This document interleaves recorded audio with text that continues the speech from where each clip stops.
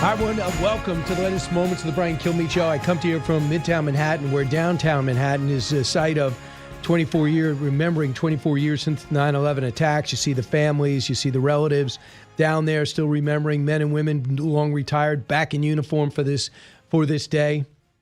And then you think about next year. You're going to be marking 25 years since the 9/11 attacks and celebrating 250 years of our country. And a lot going on today. Everyone's thinking about Charlie Kirk and what took place yesterday, the assassination of Charlie Kirk.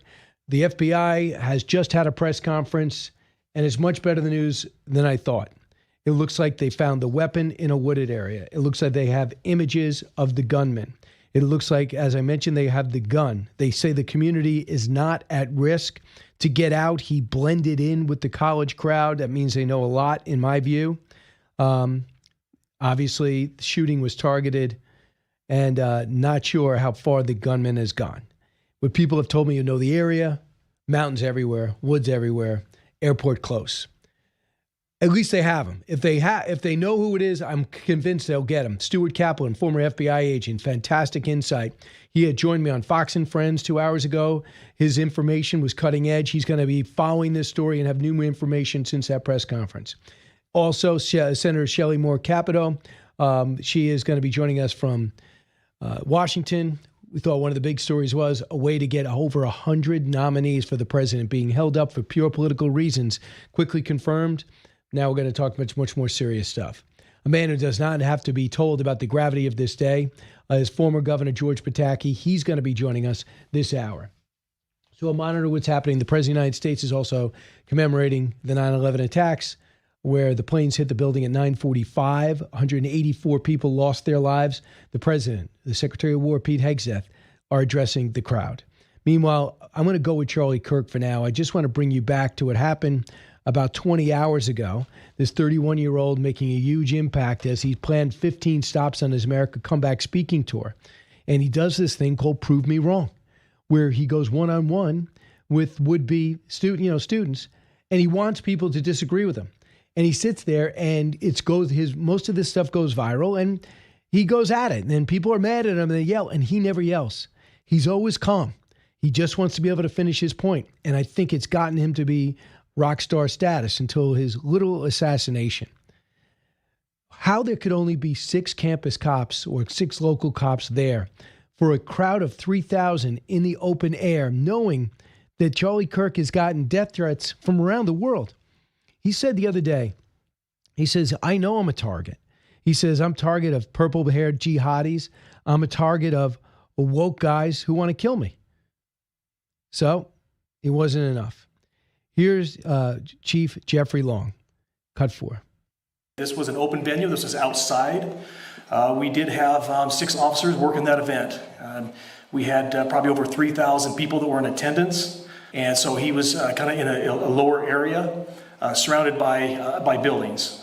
We had some plainclothes police officers that were in the crowd as well. We train for these things, and you think you have things covered, and these things, unfortunately, they happen. You try to get your bases covered, and unfortunately today we didn't. And because of that, we had this tragic incident. So we did have officers there. We had Charlie Kirk's team. He has a security team that travels with him, and they were here with him when he was shot. I'm not blaming Chief Jeffrey Long. I'm not blaming the 6 people that were there. It's just who signs off on the security for these events. And is this another situation where they don't have enough cops in these towns, in these cities, in these states? Joining us now is Governor George Pitaki. Governor, it's always great to have you on, but on this day, in perspective, 24 years later, and I want to talk about Charlie Kirk, but I'm also so impressed that we still read the names. The memorial's only gotten nicer. Sadly, we're adding names because of cancers, exotic cancers that were actually inflicted a lot of people that have shown themselves 10, 15 years later. But your thoughts about coming up on year 24? It's Brian, it's still like it was yesterday. I'm down here now at the memorial. The names are being read. And you see the family members, and for them it's like it was yesterday. And I have to say, today, it's like it was yesterday for me, too. It's just something where the horror of that day and the attack on our freedom is something you just can't forget. And ultimately, that will be with me for my entire life, no doubt. And then we watched the rubble, then we watched the cleaning up, and then we watched the struggle for a few years as everyone tried to agree on how it was going to be rebuilt. That was also not an easy time. Brian, it was an incredible battle, but, it didn't bother me because I knew we weren't building for the next year, the next 18 months. We were building for the next generations. And I wanted to tell the story of the attack in a way that people who weren't born September 11th could understand. And I think we've done that with the memorial, with the museum. I'm sitting here at the reflecting pools with the names around them. And a kid who was not even born 24 years ago could come here and appreciate the magnitude of the loss that we had that day. But then, I also said we're going to come back better and stronger. And sitting at the base of the Freedom Tower, and it's 1,776 feet tall. And we wanted to show that New York wasn't going to be frightened, wasn't going to be cowed. We were going to rise to new heights, and we have. And sadly, we're struggling now in New York, but this is America. This is New York. With the right leaders, we'll get through it. Yeah, if the right leaders. So on 9/14, President Bush came to New York City, and he gave tribute to the first responders. Cut 35. The nation sends its love and compassion. God bless America! To everybody who is here. Thank you for your hard work. Thank you for making the nation proud. And may God bless America. But he didn't stop there. Cut 36. I can hear you. The rest of the world hears you. And the people who knock these buildings down will hear all of us soon. There was no teleprompter out there, Governor Pitaki. That came from the heart. No teleprompter. He just was moved tremendously by what he saw at Ground Zero and what he saw, not just the horrible loss, the rubble, but the spirit.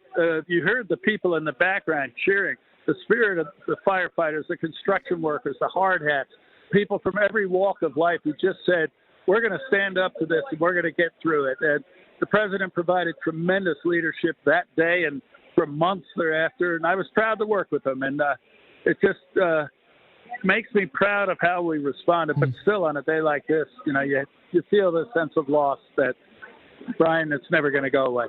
I know, but you did a fantastic job through that time. You never wanted the spotlight, but the people behind the scenes would always say what a great job you did under pressure, always giving praise to other people, which is a sign, in my humble opinion, of a great leader.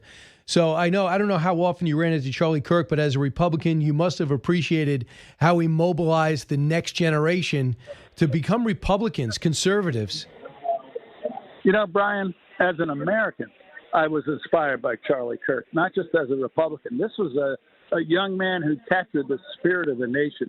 And he was fighting for our freedom in the way that it should be fought for, through words and logic and arguments. And what he did going on to campuses and explaining and defending American freedom is something that we have to continue. I cannot tell you how distraught I am about the assassination of Charlie Kirk. He represented the best of our future in fighting to protect those freedoms, and now an assassin's taken it from us. And Brian, I'm sorry. On this day, I think back of how we were attacked by people from overseas trying to take our freedom. We're being attacked now from people in America trying to take our freedom. The students who shut down universities, who don't let people speak, who try to disrupt our ability to practice our religion. We're under attack domestically, and Charlie Kirk understood that and defended it the best way possible. And we all have an obligation to stand up and defend those freedoms every single day. No, I hear you. And when it comes to the assassin, I want to find out, before I can even process what happened, I want to find out who did it. I mean, was this pure politics? Was this a guy that was upset about a certain issue? Did it have anything to do with the question about trans that was, really building off the trans shooter from a couple of weeks ago? I mean, how important is it to find out who did this? Because we know almost nothing about Butler, And the other guy seems like a real nutcase who tried to kill him kill the President Trump on the golf course. Yeah, we don't know who did this, but we do know very simply that one of the best and most effective defenders of our freedom with young people was taken from us. And I think that's what matters. And what matters is we have to enforce the laws. We have to have prosecutors and judges to hold people accountable. Like the horrible case in Charlotte, North Carolina. We had these left-wing judges, left-wing governors who let people we know are violent criminals out on the street, and they take our freedom from us. We have to have elected officials and leaders who uphold every law and in every way possible. If somebody violates our rights, our American rights under the Constitution to freedom of speech, freedom of assembly, freedom of religion, freedom to choose our leaders, we have to go after them. And we've looked the other way too long. With Charlie Kirk having been killed, we can't look the other way anymore. So lastly, just a political question. When 9/11 happened, you had a Republican governor, a Republican mayor. What happened to New York? You know, I think sometimes people take success for granted. We were the most dangerous state in America. And by that time, we were the safest big state in America. And the same with New York City. And so all of a sudden, people take for granted that we're going to be safe, that crime isn't going to be an issue. And then you elect the wrong people. And they go back to the policies that have failed us, and crime goes back up, and people are surprised. You know, what happened in Albany with the no bail law, the raise the age law, turning loose mentally ill, violent people, that didn't have to happen. It didn't happen during my 12 years, but it happened right after. And we just need the right leaders who understand that when you have policies that fail, it's not the politicians, it's the people who suffer. But so many Republicans left the state because they felt their voice was being squelched by left-wingers who thought criminal first, and you can shoplift, and it's the white man's fault. So how do you get the Republican Party going again when there are less Republicans? Well, you got to do both. You have to reorganize the Republican Party, and I know efforts are being made to do that, inspire people. But you also have to appeal to Democrats. Democrats don't want to be afraid to send their kid to school or go into a park. They don't want to have to buy toothpaste by getting someone to unlock it. They're also suffering every bit as much. So you need to appeal across party lines to common sense policies that will make New York a safer, cleaner, more affordable, better place. And I think there are candidates out there trying to do it. Don't elect more of the same, or you're going to get more of the same. And I'm an optimist, Brian. I think Republicans have a real shot to win the governor's race next year. And if we do, I think we'll have the right policies to straighten things out.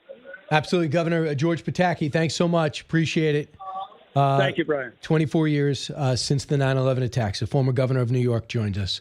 We'll be back in a moment. I'll be taking your calls, whatever your reflection is on the 31 years of Charlie Kirk's life or the 24 years since the 9/11 attacks. The manhunt is on. They are making progress. We'll bring you the latest. Don't move.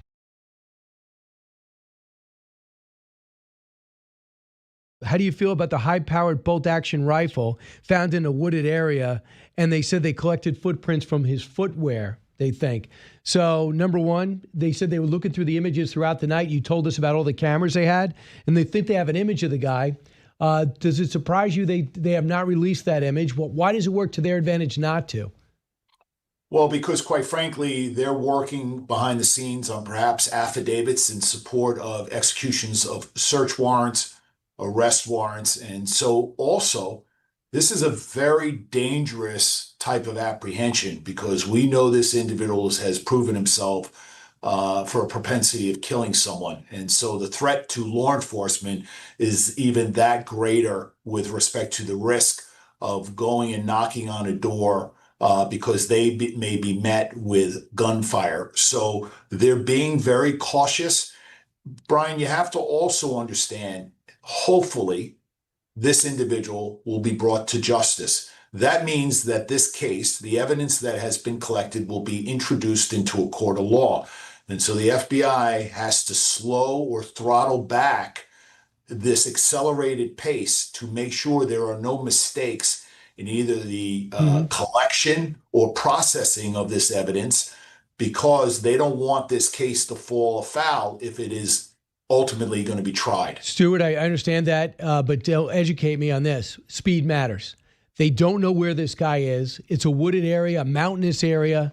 So he did have a plan to get out. They said they know the stairwell that he got up, it seems. So he does have a plan to get out. So you want speed, but you want efficiency. Is there a speed team and is there an evidence team? So we have several teams. We have evidence response teams. We have evidence response teams that are deployed directly from headquarters, and we have evidence response teams that are in various field offices spread out across the United States. We also have the most elite, which would be the closest thing in comparison to the Navy SEALs, and that's the hostage rescue team that operates at Quantico. I am not going to comment on whether or not they have been deployed, but I would say that if there was a textbook reason to deploy the HRT, this is a textbook classic case of perhaps they're being used to locate and apprehend this individual. Well, how could a hostage team benefit you, being that we're looking for a gunman? Because the HRT team is the most elite law enforcement entity domestically here in the United States. They do comprise many former Navy SEALs and Special Force men and women. And so given the serious nature of the threat, given the assets and resources that the HRT operates with, it certainly would be reasonable to utilize them here. Stuart, we look back now, and we looked at Butler, and we couldn't believe how the Secret Service was not prepared, overwhelmed, no coordination. Right now, if I said, Stuart Kaplan, I need you to do a report on what went wrong in Colorado and Utah. I mean, number one, 6 cops, 3,000 people. I mean, why would that be? Why would anyone ever sign off on that? Well, look, Brian, in fairness to Charlie Kirk's team, if he had come to me, I would have done a threat assessment. Obviously, I would want to know what the venue is where he is performing. But again, he's a public figure. The public figures are out there every day. And so we have to be realistic and reasonable. And quite frankly, and I know people don't want to understand this, there's a cost factor. This is a private citizen who has to fund his own cost of protection. Now, let me just be clear. He had his own security detail that then went out and hired off-duty police officers that are local to that municipality. And then you had the university security. In the threat assessment of Charlie Kirk's appearance in public venues, I don't think until yesterday, it should have been contemplated that we need to consider a rooftop that is perhaps more than 500 or 600 feet away. My immediate concern would have been for the wingspan of Charlie Kirk, meaning he's on stage.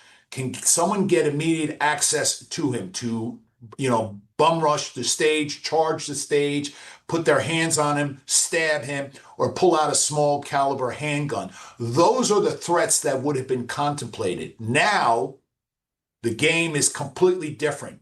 And at the end of the day, Brian, who's going to fund the cost for a private citizen who's not a public figure, who's on the government payroll? Who's going to pay for this type of protection? I mean, you think the school, they got 45,000 students, they have a budget to bring guys like that in. Now they're going to have to figure out his security and what he would need. Stuart Kaplan, thanks so much for your insight. Hopefully the next time we talk, we'll be talking about the suspect being captured. Brian Kilmeade Show.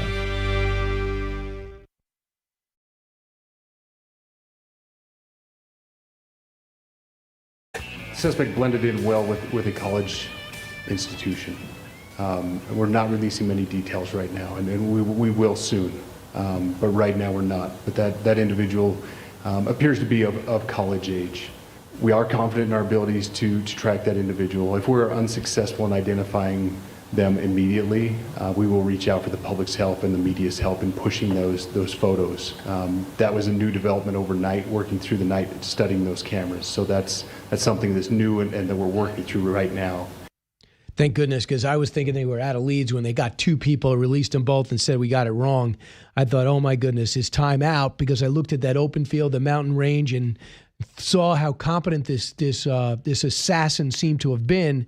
But now there's some good news from that press conference. I think we learned there was a high-powered bolt-action rifle. They found it in a wooded area. They collected footprints from the footwear he was wearing. They figured out the stairwells that he used. He meshed in with the rest of the college crowd, and they think he's of college age. Prior to that, we think the description was jeans, black shirt, black vest, and they say a black mask. We see some stuff of a guy moving on the roof. I can't jump to conclusions, but logic says it's him. And why do you dress in black in a tan building? Well, the roof is black. And you lay down, and it's 500 feet away. Marc Thiessen, you've seen a lot of things in your time. You've covered a lot of things in your time. We're looking at 9/11. You're with the Bush administration. I can imagine the things you're going through your mind right now. Yeah, so, I was in the Pentagon on September 11, 2001. I felt the walls of my office shudder. I smelled the smoke in the hallways. I saw the broken, burning Pentagon with my own eyes. And the day before this commemoration, Charlie Kirk was exercising the right to free speech that the men and women in uniform who responded to the 9/11 attacks secured for him.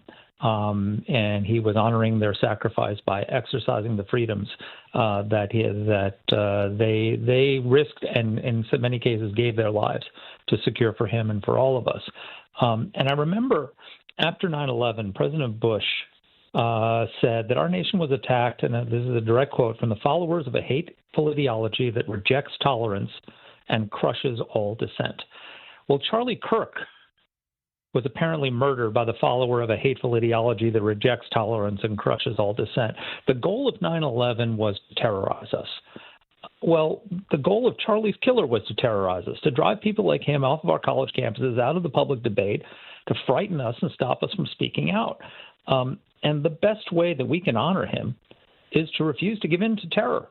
My big worry right now is that a lot of college campuses are going to respond to this by saying, "Well, we can't have conservative speakers on anymore because we can't provide security." Yes, you can. Harvard has a $52 billion endowment. Dip into it to pay for some security. We need more free speech, not less. We need more conservative speakers on campus, not less. Mm-hmm. We need more debate, not less. The only way that Charlie's killer wins is if the response to this is less free speech, fear, and intimidation. And I don't think that's what conservatives are going to do in response to what happened. College-age male taking a shot at the first stop of his 15-stop tour since the election. 15 stops, the American Comeback Speaking Tour. And he was doing the Prove Me Wrong face-off, where people get up and they say things that he disagrees with, and they have an interesting debate. And it's all on camera. He's been doing this for years. It's fascinating. Yeah. But prior to him going there was a Change.org petition, 900 signatures protesting his appearance. They wanted to stop it. The school says, absolutely not. We're going to do it. So his school of 40,000 gets 3,500 show up. But listen, Marc, I don't want to start criticism, but I got to point out, if you got 3,000 people and you already know there's at least 1,000 that are protesting his appearance, and he tells you he's got to carry his own security, why would you think 6 cops can do this? I don't know. It makes no sense. And I'm sure we'll do the forensics into the event as we go forward. But I think what you point out is about Charlie is really important, which is that he was a model of civil discourse in an era of disunity. He didn't just – there's a lot of people who like to just preach to the choir, throw red meat to the base. And what Charlie did was he went out and sought out people who disagreed with him. I mean, he went on Gavin Newsom's podcast, and had a civil conversation with him. He would go to campuses and tell the people, if you disagree with me, come to the front of the line. And he would engage them with love and respect. He didn't belittle people. He took a lot of incoming from people who didn't match his love with love of their own, and occasionally he'd slip into owning the libs. It's tempting, and I get it. But he was a model of civil discourse and of engaging people who disagreed with you. He was a believing Christian who followed Jesus' example of loving your enemies and engaging. He said, I love everybody, including people who disagree with me. And so I know we're all really angry today about what was done to Charlie, and it's really jarring to look at, if you just look at like Blue Sky and some of these other places, the hate the cheering, the celebrating of his death. There's a lot of people out there who don't just oppose us, they want us dead. And they celebrate Charlie's death. And if we match their hatred with hatred, we're betraying his legacy. We need to match his love with our love. We need to double down on engaging people who disagree with us with love, even if they don't reciprocate, because that's the only way we'll ever bring this country together again and make the country great. So Bill Clinton weighed in. I'm saddened and angered by Charlie Kirk's murder. I hope we will go through the same. We go through some serious introspection, redouble our efforts to engage in debate. Hillary and I are keeping Erica and their 2 young children in mind. President Obama, we don't yet know what motivated the person and killed Charlie Kirk, but this kind of despicable violence has no place in our democracy. Michelle and I will be, and says some nice things. President Biden, there's no place in our country for this. This must end now. You have the Prime Minister of Italy. You have the Prime Minister of England. This guy was a world figure at 31 years old. Yeah, it's amazing. It's amazing what he built. He was in many ways sort of a Bill Buckley 2.0. Building a movement and engaging, and he was very Buckley-esque in that way. So what Bill Buckley was famous for doing was he had a show firing line, and he'd bring in people who violently disagreed with him, and they would hash it out. But he always was kind and compassionate to people who disagree with him, and even had friendships with people who disagree with him. And Charlie was a lot like that. I didn't know him personally very well. I've met him a few times, but I admired him. And I just think we all need to be more like Charlie Kirk, whether you're right or left or in between, just engaging the other side with love and with the power of our ideas, sticking true to our convictions, but also engaging in discourse with people who disagree with us. All right. I want to really get you on the record with this. I was talking to the Qatar foreign minister, a spokesperson yesterday, and now Qatar wants all Arabs to unite against Israel, says they're the outlaw nation, that Netanyahu kept messing up peace talks. I go, you just exposed yourself as not an honest broker or even a pretend mediator. We know exactly where you stand now. Who's the one with hostages? Who's the ones that aim civilians? Who's the ones dropping flyers? And now they're trying to make that hit in Doha that seems to have ticked off the president. But it's worth a shot. These are the terrorists. They're keeping your guys hostage that killed over 2,000 700 days ago. Your thoughts? Where was this outrage when Iran fired ballistic missiles at Qatar and hit the Al Udeid Air Base? None. I'm sorry. Were you calling for everybody to unite against Iran? Were you? No. Look. Qatar is a terrorist state that pretends to be an honest broker. They fund Hamas. The Hamas leaders are living enjoying their billions in ill-gotten gains in luxury mansions in Qatar. They are the people behind Al Jazeera, which is the number one fomenter of Islamic radical hatred in the Middle East. They funnel money to terrorists. They are not an honest broker. I 100% support what Israel did. I wish they got all of them, and maybe they will the next time. They have to. And I think something's going to happen by this Hamas weekend. has to be destroyed. Yeah, it's simple. And things will calm down in a few months, and they'll realize that the good guys won, and at tremendous cost. By the way, we just know people died in a bus bombing, right? We also know, real quick, that Russia feels bold enough after their meetings with China and Alaska to send drones into Poland. What are they up to? They are testing us. They are basically saying we can do what the hell we want. Poland is next. They're also threatening Finland, by the way, increasingly. They are challenging our manhood as a country. And look, I believe that Donald Trump is going to bring the hammer down on Putin because Donald Trump does what he says. That's the one thing that he's consistently done through his first term, through the start of his second term. When he says he's going to do something, he does it. What he has told me and what he said publicly is that if Ukraine accepts peace and Russia does not, I'm going to side with Ukraine. And so he has said we're going to arm them. We're going to crush the Russian economy. We're going to crush their oil and gas sales. And so I think I think that he's absolutely right to give Putin every chance to do this peacefully and avoid that fate. But at some point, it becomes clear by Putin's actions, that his words and his actions don't match, and that we got to listen to his actions, not his words. So, what do you expect him to do?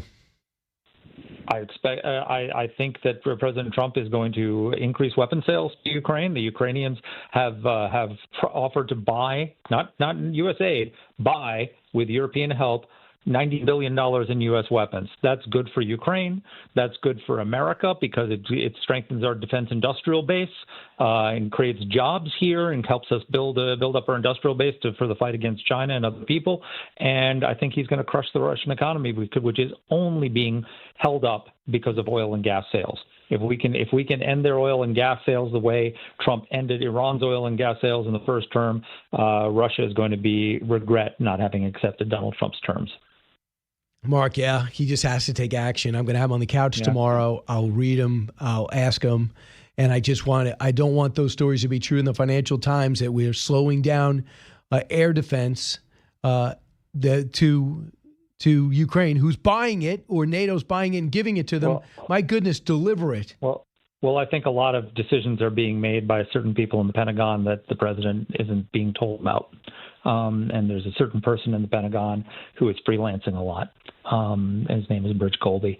And Bridge has, he shut off weapons to Ukraine and Trump had to turn them on again. When Trump had that summit with the European leaders, he said, well, we're not going to be involved in the security guarantees and any significant extent, sort of pouring cold water on that. He just keeps getting ahead of Trump in ways that in directions Trump doesn't want to go. And I don't know how long the president should be tolerating that. I don't think he should tolerate it at all. He's got to get the right people around him. He did. This should not be done. We all know China's a threat, but it's all related. I'm sure he's smart enough to figure that out. Marc Thiessen, thank you so much. Appreciate it. Take care. Hi, everyone. Welcome to the latest minutes of the Brian Kilmeade Show. I come to you from 48th and 6th in Midtown Manhattan, around the country, around the world. And, of course, the world is focused on 24 years ago today, the 9/11 attacks, still trying to get our head around how that all took place. And it's been, I just am in awe that we still do such a great job reading all the names and remembering with all the pictures, family members, survivors, people that have not met those who had lost their lives that day suddenly. And we still did that, and it went through. Next year will be even bigger because it'll be the 25-year mark, and it'll be the 250th mark of something to celebrate of our country. This hour, we got a busy hour. We're also joined in studio with Frank Bisignano. He's a Social Security commissioner, but more importantly, he was administrative officer at Citigroup. He's worked at various places right at Lower Manhattan, working to restore global banking systems and everything, help stand everything up after the 9/11 attacks. And then Donald Trump just picked him up and said, I need you to help me with Social Security. So, Frank, welcome. What are your thoughts about being here today? And do you remember 24 years ago? I had the same drive in that I had 24 years ago this morning. It was the same type of day, a beautiful day. It was a Tuesday, as I best remember. I was headed into a staff meeting when the first plane hit. My office stared at the towers. 7 World Trade Center was one of our building. I was working for Citigroup. I was the chief administrative officer and the head of deputy head of operations and technology, reporting to Bob Druskin and Sandy Weil. And I saw a big hole in the building, and then I saw our next plane hit. And I concluded we had a plan for if the towers went down, and we executed the plan. 7 World Trade Center was out building, and people were telling Tom Jones, who ran asset management, to stay in the building. And I was like, Tom, I'm staring at nothing. You got to get out. So we vacated that, marched up to 34th Street, where a recovery center was. We had a trading desk set up in Rutherford, New Jersey, and began the journey. So life-changing. I saw everything you can imagine. And, 10 years later, I was diagnosed with throat cancer. And, do you smoke a lot? No, I don't smoke at all. Do you drink? Well, I have a little wine. Where were you on 9/11? I was in Lower Manhattan and never left. So how did you deal with that?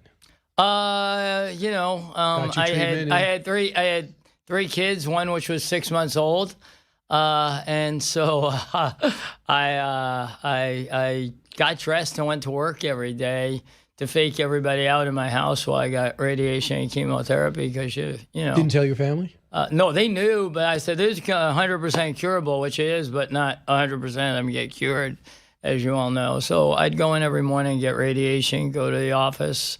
I reported to Jamie Dimon at the time, and every once in a while go get chemotherapy. Right. So you're still monitoring that day. 5 years later, I mean, you go through 5 years. You're supposed to be free after 5 years, so I'm going to behave like I am. Oh, that that's was awesome. 15 years ago. Were they willing to diagnose it as 9/11 related back then? Yeah. They said it. They said it immediately when I said the first two things. They were like, "Where were you on 9/11?" Wasn't where I was on 9/11. I never left. We had to get the stock exchange up and running, and so we came back down there, and we were a different type of first responders. Yeah, we were technologists, building Lower Manhattan back together. Yeah, I was actually on the air that day with Fox and Friends, and here's how it sounded when the planes hit the building. And we always play the whole TikTok of all the attacks and the collapse of the buildings all the way through, one day a year. Cut 17. We have a very tragic alert for you right now.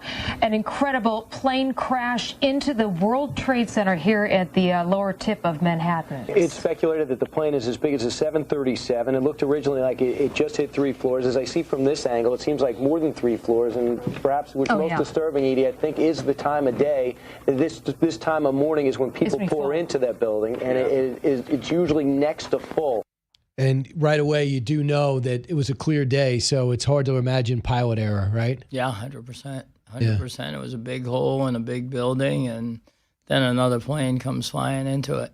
Right. How many friends do you think or acquaintances did you lose that day? I lost a lot. I mean, I was very focused on two things. We had 16,000 people in Lower Manhattan, and getting them out. We lost 6.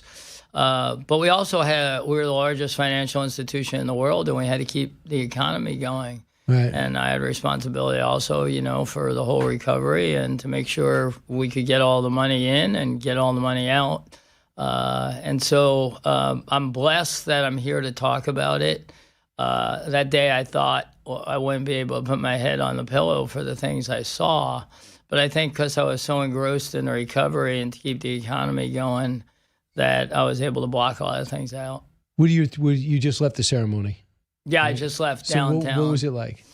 This was a very, very, obviously everybody's affected by what happened to a great man, Charlie Kirk. So it's a kind of interesting moment this morning because there's devastation for many around that. And it was very, very well done. You have grandchildren now reading.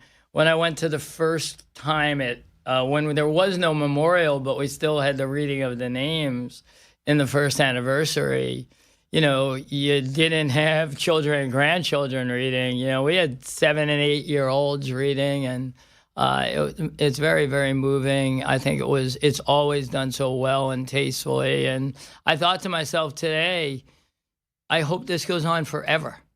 Like, there's no reason that it doesn't go on forever. And yes, it may be a great-grandchild at some point. Right. So people remember. Yes. Never forget. Absolutely. I've sent notes to all my partners that I worked with this morning back on that day, and all of us remember it so well together. Here is George W. Bush. Here he is, famously on top of a fire truck, cut 26. I can hear you. The rest of the world hears you. And the people who knock these buildings down will hear all of us soon. So, I mean, that day, that was a few days after. But that was late Friday afternoon. But you guys had a pre-existing plan because the 93 bombing said stay or go. And then when it was supposed to be the opposite, and evidently they wanted people to get out as quick as possible in 93 with the bombing, as opposed to this. Yeah. So you guys had to change it, and you worked on that prior to this? Yeah, I mean, I'd sit around a table with the team from all disciplines and say, if the tower's ever going down, I don't want to be sitting around arguing. We're going to have a plan. And we executed the plan. We built out a recovery site in New Jersey where our developers were for our traders to be able to operate. So I think we executed the plan well, but, by the good grace of God. Right. By the good grace of God. The job you guys did at the memorial is unbelievable, the 9/11 memorial. What was the approach there? I mean, I've never seen anything like that. And what are you proudest of about it? Well, I mean, you gotta give Mike Bloomberg, Mayor Bloomberg, I was there right next to him today, so much credit, because without him, it wouldn't have ever happened. You had a huge role in that, right? Yeah. Well, we all did, but, it's a team.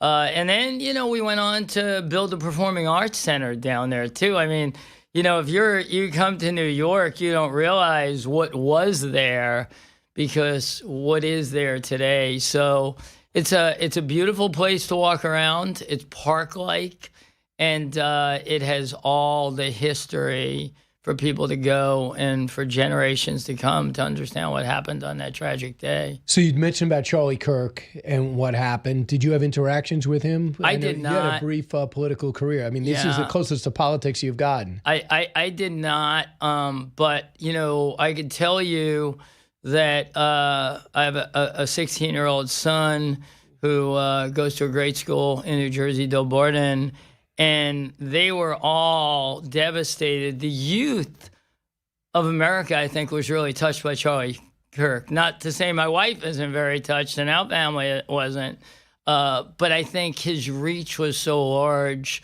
I mean, I don't know. You could relate it to Martin Luther King, I think. I mean, it's just an amazing leader who was out there for people, who was balanced. It's devastating. I think it's devastating to America. Does it make you worry about the direction of the politics in America? Yes. I mean, it makes me worry about a million things. It was only a little over a year ago, our president was shot at, right? So you can't ignore these things happening. And, vigilance matters a lot, but, there's no stopping somebody 200 feet away or 200 yards away who's a sharpshooter. Lastly, coming up, we have a year to talk about it, Frank, but next year, are there any special things planned? Are they leaving on you again? I said to the team today as we were walking in, and obviously I was next to Beth Hillman, who's the president, and it'd been started 2 years ago, the planning for the 25th.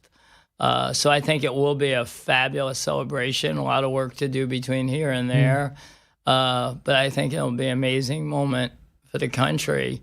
I had the opportunity to be at the Pentagon today, given my job, but I've never not been down at the site ever since year one. And I thought to myself, I'm sure it's going to be a tremendous celebration at the Pentagon, but I don't know that I could ever see myself not in Lower Manhattan. I understand. So it'll be 25 years coming up, and think about New York too, between what's going to be happening at the UN next week, where the leader of Syria was once a member of Al-Qaeda, and he's going to be coming here now. You have a Muslim mayor who's in the front runner now, and you have the World Financial Center every single day. So it is an interesting time to be in New York, and the President of the United States is going to be at the Yankee Stadium tonight. I know. So it's crazy. It's a national show, but it's hard not to see. Relief pitching is going to have to work tonight. A relief pitching it would be nice for horrible. a change. It would be nice for a change. The last two nights in Detroit, my God. two games, and it just gets blown up. And that's what they did at the trading deadline. They bolstered up their bullpen, but it's blown up. Hey, Frank, thanks so much. It's been great to get to know you, Frank Bisignano, the Social Security Commissioner, but is so much more. He's taken all his great financial knowledge and is trying to straighten out our Social Security system. That's cold service. Don't move.